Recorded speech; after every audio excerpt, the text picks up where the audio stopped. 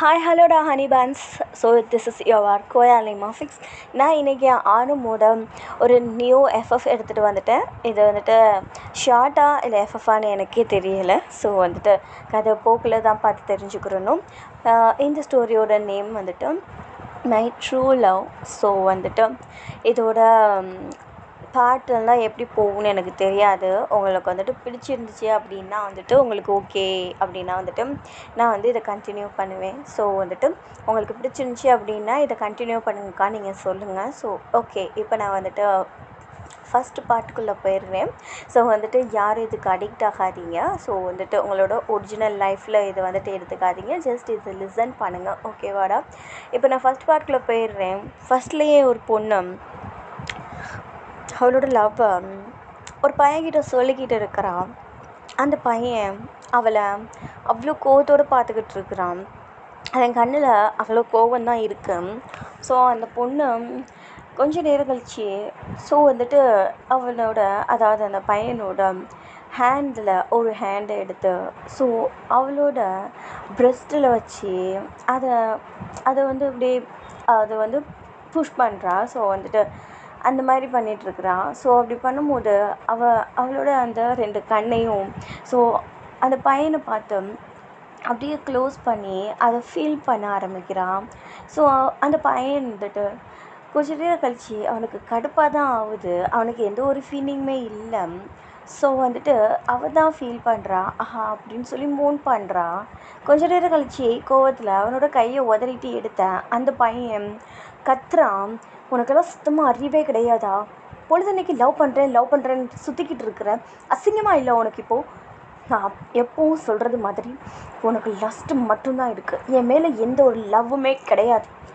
Lust மட்டும் இருக்கிறதுனால தான் இந்த மாதிரி நடந்துக்கிற நீ. போதும், நிறுத்துடா. நானும் என்னோடய லவ்வை எத்தனையோ தடவை உங்ககிட்ட சொல்லி பார்த்துட்டேன். என்னால் முடியல. ஃபஸ்ட் இயர்லேருந்து காலேஜ் ஃபஸ்ட் இயர்லேருந்து நான் உன்னை லவ் பண்ணிக்கிட்டு இருக்கிறேன். அதுக்கப்புறம் தான் உன்கிட்ட ஃப்ரெண்டாக வந்து நான் என்னை இன்ட்ரடியூஸ் பண்ணிக்கிட்டேன். உன்கிட்ட உட்கார்றது, உன்கிட்ட பேசுகிறது எல்லாமே உன்னை லவ் பண்ண காரணத்துக்காக மட்டும்தான். ஆனால் நீ என்னோடய லவ்வை லஸ்ன்னு சொல்லி அதை கொச்சப்படுத்துறதுக்கு நீ யார்?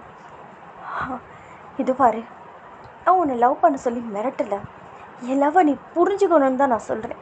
என் லவ்வை நீ புரிஞ்சுக்கிட்ட அப்படின்னாலே என்னோட காதல் என்னோட காதல் உனக்கு வந்துடும். என் மேலே உனக்கு காதல் வந்துடும். நான் உன்னை ஃபோர்ஸ் பண்ண விரும்பலை. I need your true love. நான் உன்னை அப்படி பைத்தியமாக லவ் பண்ணிக்கிட்டு இருக்கிறேன். உன்னை பார்த்த அந்த ஃபஸ்ட்டு நாள்லேருந்தே நான் உன்னை லவ் பண்ணிக்கிட்டு இருக்கிறேன். அந்த காலேஜுக்குள்ளே நீ நுழைஞ்ச அந்த நாள்லேருந்து நான் எப்போ உன்னை பார்த்தேனோ அந்த நாள்லேருந்து அந்த நிமிஷத்துலேருந்து நான் உன்னை லவ் பண்ணிக்கிட்டு இருக்கேன். எத்தனையோ பொண்ணுங்க உன்கிட்ட வந்து தன்னோட லவ்வை ப்ரப்போஸ் பண்ணும்போது எனக்கு அவ்வளோ கோவமாகவும் இரிட்டேஷனாகவும் இருக்கும். அந்த பொண்ணுங்களெல்லாம் இப்படி சாகடிக்கணும்னு தோணும். ஆனால் நான் யார்? என்னை யாருன்னே உனக்கு தெரியாது. நீ என்ன லவ்வே பண்ணலை. உனக்காக நான் அந்த பொண்ணுங்களை சாகடிக்கணும் அப்படின்னா புரியலை எனக்கு. நான் மட்டும்தான் உன்னை லவ் பண்ணுறேன். உன்கிட்ட அவன் வந்து பேசும்போது எனக்கு ஒத்துக்கிறேன், கோவம் வருது, கஷ்டமாக இருக்குது. நான் உன்னை யார்கிட்டையும் விட்டு கொடுக்க முடியாது. I want give you someone.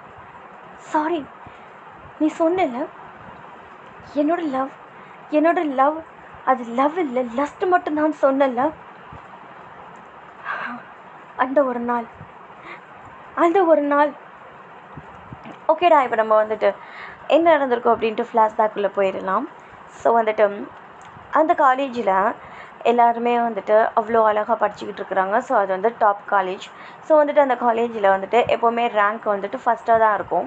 So வந்துட்டு அந்த காலேஜில் ஒரு பையன் ஸோ வந்துட்டு எப்போவுமே டாப்பர் தான் அவன், அந்த காலேஜுக்கே டாப்பர். ஸோ வந்துட்டு அந்த பையன் வேறு யாரும் இல்லை, அது ஆரம் தான். ஸோ அந்த பையன் இப்போ நம்ம ஆரம்னே கண்டினியூ பண்ணிக்கலாம். ஆரம் தான். ஸோ வந்துட்டு எப்போவுமே காலேஜ் டாப்பர் தான். அறம் பொதுவாக எல்லாருக்கும் ஹெல்ப் பண்ணுற விஷயத்த ஒரு பொழுதுபோக்காக வச்சுக்கிட்டு இருப்பான். ஸோ வந்துட்டு அந்த காலேஜில் எந்த ஒரு சின்னதாக ஹெல்ப் அப்படின்னாலுமே கூட அதை அவன் பண்ணிவிடுவான். ஸோ அதை பண்ணாமல் இருந்தால் அப்படின்னா நம்ம இதை பண்ணணுமே பண்ணியிருந்துருக்கலாமே, நம்மளுக்கு வாய்ப்பு கிடைச்சா நம்ம ஏன் பண்ணலை அப்படின்ட்டு அவனுக்கு மைண்டை கேட்க ஆரம்பிச்சிடும். ஸோ வந்துட்டு அப்படிப்பட்ட கேரக்டர் நம்ஜூன் வந்துட்டு எல்லாத்துக்குமே ஹெல்ப் பண்ணுற கேரக்டர். பட் வந்துட்டு நம்ஜூனுக்கு லவ் சுத்தமாக பிடிக்காது. ஸோ வந்துட்டு அவனோட கேரக்டர் என்னென்னா, இந்த வயசில் நம்ம நல்லா படித்து இந்த வயசில் நமக்குன்னு ஒரு தனி ஒரு பிளாட்ஃபார்ம் ஏற்படுத்திக்கணும். ஸோ அப்படின்னு சொல்லிட்டு நினைக்கிற ஒரு கேரக்டர், குட் கேரக்டர். ஸோ வந்துட்டு அவங்ககிட்ட நிறையா பொண்ணுங்க ப்ரப்போஸ் பண்ணுவாங்க. நிறையா பொண்ணுங்க வந்துட்டு நான் இந்த மாதிரி வந்துட்டு உங்களோட டேட்டிங் போகணும் ஆசைப்பட்றேன் எப்படியோ எப்படி வேணாலும் ஸோ வந்துட்டு ப்ரப்போஸ் பண்ணுவாங்க. பட் எதுக்குமே மயங்காத நம்ஜூன். ஸோ அவனோட அந்த ஸ்டடீஸில் மட்டும் கான்சன்ட்ரேஷனாக இருந்தான். ஸோ வந்துட்டு அப்போ தான் வயன் ஃபஸ்ட் இயர் தான். ஸோ வயன் நம்ஜூனும் ஃபஸ்ட் இயர் தான். அப்போ தான் நம்ஜூனை வயன் பார்த்துருப்பான். ஸோ வந்துட்டு அந்த பார்த்த அந்த நிமிஷத்துலேயே வயனுக்கு நம்ஜூனை அவ்வளோ பிடிச்சி போயிருக்கும். அவள் எப்போ பார்த்துருப்பா அப்படின்னா, ஒருத்தவங்களுக்கு ஹெல்ப் பண்ணும்போது தான் பார்த்துருப்பா. அதாவது வந்துட்டு அவள் ரோடு கிராஸ் பண்ணிக்கிட்டு இருக்கும்போது அப்போது ஒரு பொண்ணு, அவளோட அது குட்டி பொண்ணு, சின்ன பொண்ணு, அவங்க அம்மா கூட அவங்க கையை பிடிச்சிக்கிட்டு போயிட்டு இருந்திருப்பா. பட் வந்துட்டு அவங்க அம்மா ஸோ வந்துட்டு காருக்காக வெயிட் பண்ணிக்கிட்டு இருந்திருப்பாங்க. ஸோ அவங்களோட காருக்காக அந்த கார் வரல, லேட் ஆகிட்டு இருந்திருக்கு. ஸோ அந்த பொண்ணு பலூன் கேட்க, ஸோ அந்த அம்மாவும் இப்போ கார் வந்துடும் நம்ம வீட்டுக்கு போய் வாங்கிக்கலாம் அப்படின்னு சொல்லிட்டு தடுத்து பேசி இருந்திருப்பாங்க. ஸோ அந்த பொண்ணு அவங்க அம்மாவோட கையை உதறி விட்டுட்டு ஸோ அந்த இடத்துல ஓடி இருந்திருப்பா. அந்த பொண்ணுக்கு தேவைப்பட்ட அந்த பலூன் அது ரோடு கிராஸ் பண்ணி அங்கிட்டு போனால் தான் அதை வாங்க முடியும். ஸோ அந்த பொண்ணு அதை வாங்குறதுக்கு அவங்க அம்மா கையை உதறி விட்டுட்டு நடு ரோட்டில் ஓடுறா. அது குட்டி பொண்ணு, அதுக்கு ஒன்றும் தெரியாது இல்லையா. ஸோ அந்த பொண்ணு ஓடவும் எய்த்தாப்பில் லாரி வருது. ஸோ வந்துட்டு அந்த பொண்ணுக்கு தெரியல, இங்கே அவங்க அம்மா பதட்டத்தில் நின்றுட்டுருக்குறாங்க. ஸோ அவங்க ஓடி போயிட்டு இந்த பிள்ளைய தூக்கிட்டு ஸோ திரும்புகிறாங்க. அவங்க அம்மாவை அந்த லாரி ஆக்சிடெண்ட் பண்ணிடுச்சு. அந்த குழந்தை அவங்க ஆக்சிடெண்ட் பண்ண அந்த நிமிஷத்துலேயே அந்த குழந்தைய கீழே விட்டுருந்துருப்பாங்க. அந்த குழந்தைக்கு சின்ன அடியோட அந்த குழந்தை தப்பிச்சுருந்துருக்கும். பட் இருந்தாலும் அவங்க அம்மாவுக்கு பெரிய பெரிய அடிபட்டிருந்துருக்கும். ஸோ அவங்க அம்மாவோட தலையில் ஸோ வந்துட்டு பிளட்டு கிளாக்காக இருந்திருக்கும். ஸோ இதே மாதிரியே தான் அந்த குழந்தை, சின்ன குழந்தை. ஸோ அவங்க அம்மாவை நாம்ஜூன் ஓடி வந்து அவங்க அம்மாவை ஹாஸ்பிட்டலில் சேர்த்து அங்கே எப்படி நாம்ஜூன் வந்திருப்பானா, அவனுக்கு அந்த இடத்துல காஃபி ஷாப்பில் ஸோ வந்துட்டு அவனோட ஃப்ரெண்டு அங்கே தான் காஃபி ஷாப் வச்சுருந்துருப்பான். ஸோ வந்துட்டு எல்லாத்தையுமே அப்போ தான் வந்துட்டு நாம்ஜூன் எல்லாத்தையும் பார்த்து செட் பண்ணி கொடுத்துட்டு ஸோ வந்துட்டு இப்போ ஓகேடா மச்சான் ஸோ அப்படி இப்படின்ட்டு பேசிட்டு வெளியில் வந்துருந்துருப்பான். அப்போ தான் ரோடை கிராஸ் பண்ண அவனும் நின்றுருந்துருப்பான். பிகாஸ் ரோடு கிராஸ் பண்ணி ஸோ வந்து கொஞ்சம் வாக்கிங் ஸ்பேஸில் தான் அவனோட அந்த காலேஜ் இருந்திருக்கும். ஸோ வந்துட்டு அதுக்காக தான் அவன் நின்றுருந்துருப்பான். ஸோ வந்துட்டு இந்த மாதிரி நடக்கவும் நாம்ஜூன் அங்கே ஓடி வந்து அவங்கள தூக்கிட்டு போய் ஹாஸ்பிட்டலில் சேர்த்து ஸோ வந்து நிறையா ஹெல்ப் பண்ணியிருந்திருப்பான் அந்த குழந்தைக்கு. ஸோ அந்த குழந்தைய பக்கத்துலேயே இருந்து பார்த்துருந்துருப்பான். ஸோ வந்துட்டு அவங்க அம்மாவை செக் பண்ண அந்த டாக்டர் அவங்க இறந்துட்டாங்க அப்படின்ட்டு ஒரு சோக செய்தியை சொல்கிறாங்க. அப்போது நாம்ஜூனுக்கு என்ன பண்ணுறது தெரியலை. இதை அந்த குழந்தைகிட்ட சொல்ல முடியாது. ஸோ நாம்ஜூன் அதுக்கான வேலை எல்லாத்தையும் பார்க்குறான். அவங்க அம்மா அவங்க வீட்டில் இருந்து சொல்கிறது எல்லாத்தையும் பார்க்குறான். அவங்க வீட்டில் ஸோ அவ்வளோக்கா யாருமே இல்லை. ஸோ வந்துட்டு அந்த பொண்ணு ஸோ வந்துட்டு அந்த பொண்ணோட அப்பா அந்த பொண்ணோட அப்பா இங்கே இல்லை. ஸோ வந்துட்டு அந்த பொண்ணோட அப்பா அவங்களே ஏமாற்றிட்டு ஸோ அந்த இடத்துல அதாவது அவங்கள விட்டுட்டு போயிருந்திருப்பான். ஸோ நாம்ஜூன் தான் இப்போ அங்கே ஒத்தையாக இருந்துகிட்ருக்குறான். அவங்கள காப்பாற்றணும். அந்த பொண்ணு மட்டும்தான் இருக்கிறா. அந்த பொண்ணை அப்படியே விட்டுட்டா அந்த பொண்ணு அப்படியே அனாதை ஆகிடுவா. நாம்ஜூனுக்கு அது விருப்பமே இல்லை, கொஞ்சம் கூட அதை நினச்சி பார்க்க கூட விருப்பம் இல்லை. இது எல்லாமே அவங்களோட ரிலேட்டிவ்ஸ் தான் சொல்லியிருந்திருப்பாங்க. ஸோ அவங்களோட ரிலேட்டிவ்ஸ் பேசும்போதே அவங்களுக்கு புரிஞ்சிருந்திருக்கும், நாம்ஜூனுக்கு புரிஞ்சிருந்திருக்கும் இந்த பொண்ணை இவங்க வச்சுக்க விரும்பலை அப்படின்னு சொல்லிட்டு. பிகாஸ் அந்த பொண்ணை, ஸோ வந்துட்டு அந்த பொண்ணோட அம்மா லவ் மேரேஜ், அந்த பையன் ஏமாற்றி கொண்டு, அதாவது அந்த பொண்ணோட அப்பா அவன் ஏமாற்றி கூட்டிகிட்டு வந்திருந்திருப்பான். அப்புறம் பிள்ளையும் கொடுத்துட்டு போயிருந்திருப்பான். அவங்க அவங்க வந்துட்டு சிங்கிள் மதராக தான் அந்த பொண்ணை வளர்த்துட்டு இருந்திருந்திருப்பாங்க. அவங்கக்கிட்ட நிறைய வசதி இருந்திருக்கும், கார் வசதி நிறையா இருந்திருந்திருக்கும். அப்படி இருந்துமே கூட அவங்க பொண்ணை அந்த வசதியெல்லாம் காட்டு வளர்க்காம அந்த பொண்ணை பாசமாகவும் அன்பாகவும் எந்த ஒரு ஸ்ட்ரெஸ் இல்லாமலேயும் அவ்வளோ பாசமாக வளர்த்துருந்துருப்பாங்க. இப்போ அவங்களே போயிட்டாங்க. இப்போ நாம்ஜூன் இந்த விஷயத்தெல்லாம் அவங்க ரிலேட்டிவ்ஸ்கிட்ட இருந்து கேட்டு தெரிஞ்சுக்கிறான். அந்த பொண்ணை அவங்க வச்சுக்க விரும்பலை அப்படிங்கிற விஷயத்தையும் அவன் புரிஞ்சுக்கிறான். அதுக்கப்புறம் நாம்ஜூன் அந்த பொண்ணை கூட்டிகிட்டு போய் ஸோ வந்துட்டு அவனோட வீட்டில் அவனே வளர்க்க ஆரம்பிக்கிறான். அவனோட புள்ள மாதிரி அந்த பொண்ணை வளர்க்குறான்.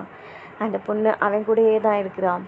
ஸோ இதெல்லாம் வயன் ஆரம்பத்திலிருந்து ஆக்சிடெண்ட் ஆன அன்னையிலிருந்தும் அந்த குழந்தைய அவன் வளர்த்துக்கிட்டு இருக்கிறான். ஸோ அந்த 1 வீக் 2 வீக்காக அவனை தான் ஃபாலோ பண்ணியிருந்திருப்பாங்க.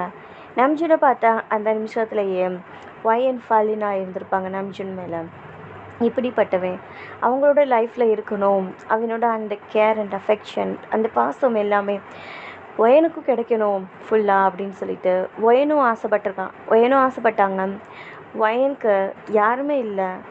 ஒயனுக்கு என்னதான் பாசம் அப்படின்றது அவங்க ஃப்ரெண்டுங்க கிட்ட இருந்து கிடைச்சாலும் ஏதோ ஒன்று குறைவாக தான் இருக்கும். ஒயனுக்கு அப்பா அம்மா சொந்தம் சிப்ளிங்ஸ் சொல்லிக்க யாருமே இல்லை. வயன் அவள் ஒருத்தி மட்டும்தான். ஃப்ரெண்டுங்க மட்டும்தான் இருக்கிறாங்க அவளுக்கு, வேறு யாருமே இல்லை. ஃப்ரெண்டுங்க அவளுக்கு கஷ்டம் தெரியக்கூடாது அப்படின்ட்டு, அவளை எப்போவுமே ஹாப்பியாக வச்சுக்கணும் அப்படின்ட்டு அவளை எப்போவுமே சந்தோஷமாக தான் வச்சுருக்க பார்ப்பாங்க.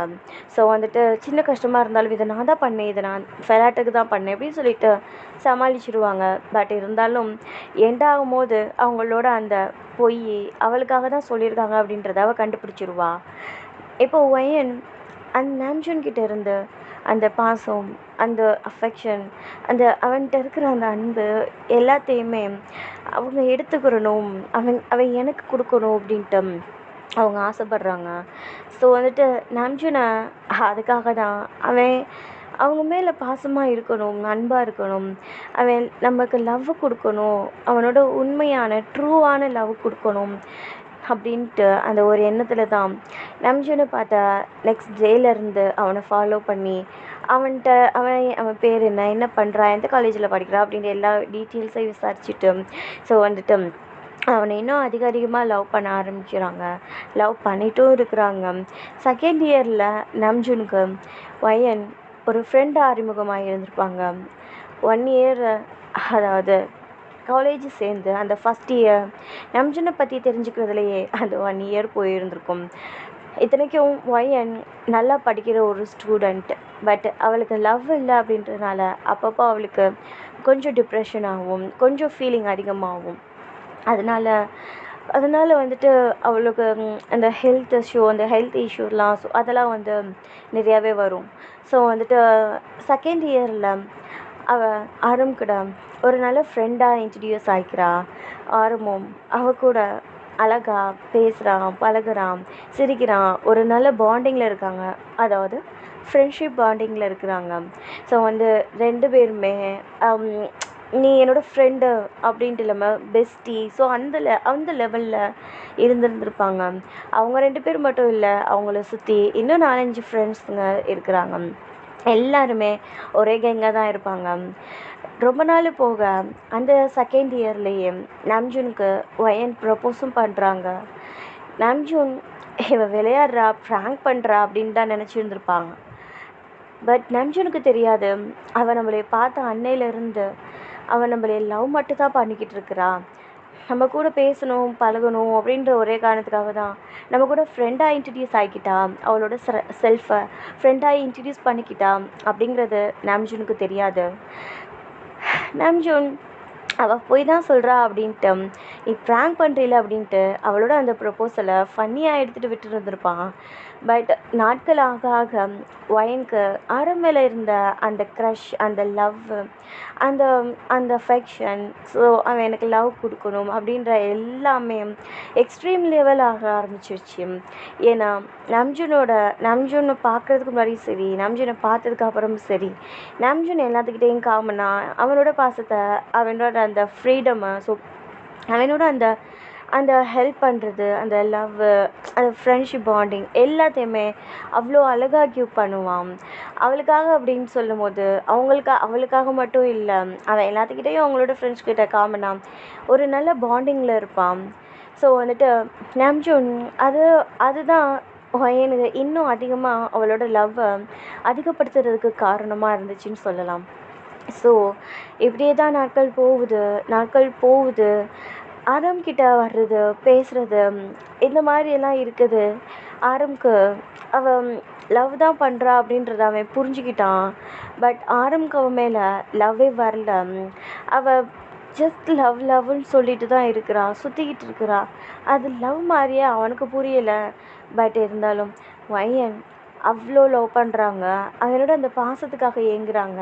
அதை நம்ஜுன் புரிஞ்சிக்கவே இல்லை. எப்போ நம்ஜுன் புரிஞ்சுக்க போகிறான்றது தெரியலை. ஸோ இப்படியே தான் நாட்கள் ஓடிக்கிட்டே இருக்கு. அப்போ தான் ஆரம்க்கு ஒரு சின்ன ஆக்சிடெண்ட் ஆகுது. அந்த ஆக்சிடெண்ட் எப்படின்னா, அவன் காலேஜுக்கு வர்ற வழியில் ஸோ வந்துட்டு சின்னதாக கவனிக்காமல் ஸோ வந்திருந்திருப்பான். ஒரு காரு அவனை ஏற்றி இருந்திருக்கும். So accident. ஸோ வந்துட்டு ஒரு சின்ன பெயின். ஸோ அவனுக்கு அந்த பெயின் பெருசாக தெரியலை.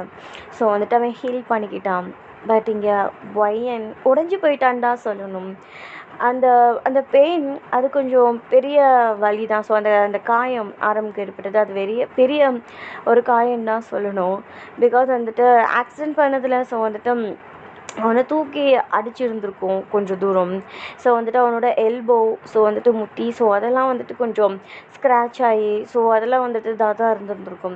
ஸோ வந்துட்டு 1 வீக்குக்கு மேலே அவன் காலேஜ் வந்திருந்திருக்க மாட்டான். அப்போது ஒயன் அவ்வளோ துடிச்சிருந்துருப்பாங்க.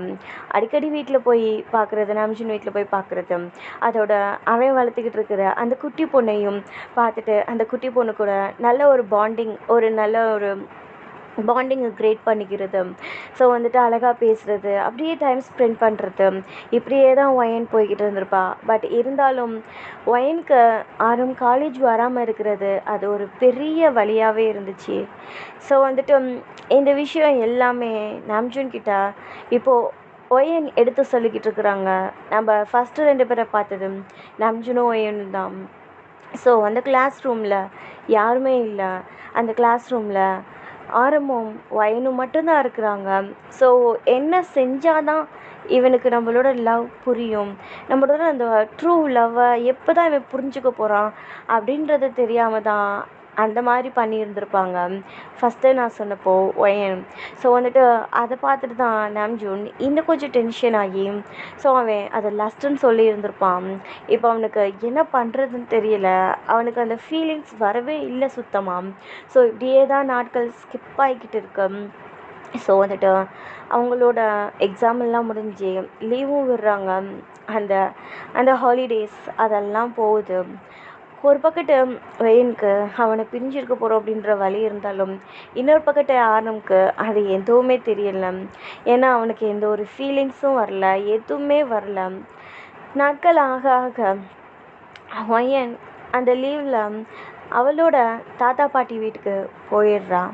அந்த தாத்தா பாட்டி வீட்டில் அவளுக்கு தாத்தா பாட்டின்னு அம்மா அப்பா இருக்க மாட்டாங்க, தாத்தா பாட்டி இருப்பாங்க.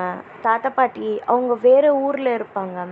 ஸோ அவங்கக்கிட்டேயே அவள் இருந்திருந்திருக்கலாம். பட் அவள் தனியாக இருக்கிறான். நம்மளால் அவங்களுக்கு கஷ்டம் இருக்கக்கூடாதுன்னு நினைக்கிறான்.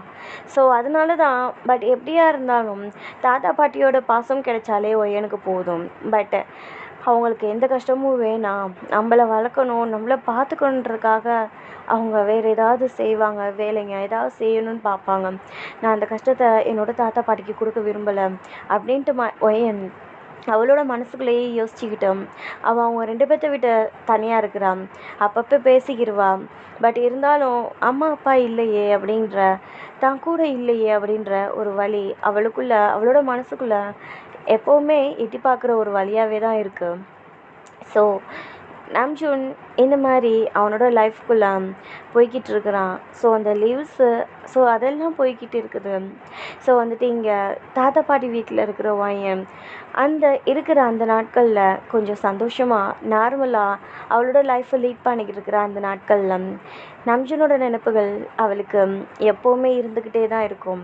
மறுபடியும் அவனை எப்போ பார்ப்போம், எப்போ இந்த லீவ் முடியும், எப்போ இந்த ஹாலிடேஸ் முடிஞ்சு நம்ம காலேஜுக்கு போவோம் அப்படின்னு சொல்லிட்டு அவளோட அந்த எண்ணங்களை இன்னும் அதிகப்படுத்திக்கிட்டே தான் இருப்பாள், அந்த நினைவுகளை. ஸோ வந்துட்டு நம்ஜூனை பார்க்கணும், நம்ஜூனை பார்க்கணும், நம்ஜூன் தான் அவளோட மைண்டு. அந்த மைண்டிலே தான் அவளோட லைஃப் அவள் வாழ்ந்துக்கிட்டு இருக்கிறான். அந்த லீவ் நாட்கள் அவள் ஓட்டிக்கிட்டு இருக்கிறான். இந்த சைடு நம்ஜூன் போக போக ஏதோ ஒன்று மிஸ் பண்ணுறான். அது என்னன்னு அவனுக்கு புரியலை. அது அது வந்துட்டு என்ன அப்படிங்கிறதே அவனுக்கு தெரியல. பட் எல்லா விஷயமும் அவனுக்கு இருக்குது, எல்லா ஹாப்பினஸும் இருக்குது, அவனுக்கு எல்லாமே இருக்குது. சோகமாக இருந்தானா அந்த குட்டி பொண்ணோட ஃபேஸை பார்த்துட்டு அந்த குட்டி பொண்ணு கூட சந்தோஷமாக விளையாடிக்கிட்டு இருப்பான். அவனோட நாட்கள் அப்படி தான் இத்தனை நாளும் போய்கிட்டு இருந்திருக்கும். அவனோட படிக்கிற வேலைகள், ஸோ அதெல்லாம் போய்கிட்டு இருந்திருக்கும். இப்போ நாம்ஜூன் என்ன தான் படித்தாலும், என்ன தான் பாப்பா கூட விளையாண்டாலும் அவனுக்கு அவனோட அந்த மனசில் ஏதோ ஒரு மூலையில் நம்ம ஏதோ ஒன்று விட்டுட்டு இருக்கிறோம் அப்படின்ற ஒரு எண்ணம் அவனுக்குள்ளே இருந்துக்கிட்டே தான் இருக்கு. ஓகேடா, நான் இதோட இந்த பாட்டை முடிச்சுக்கிறேன். ஓகே, பாய்.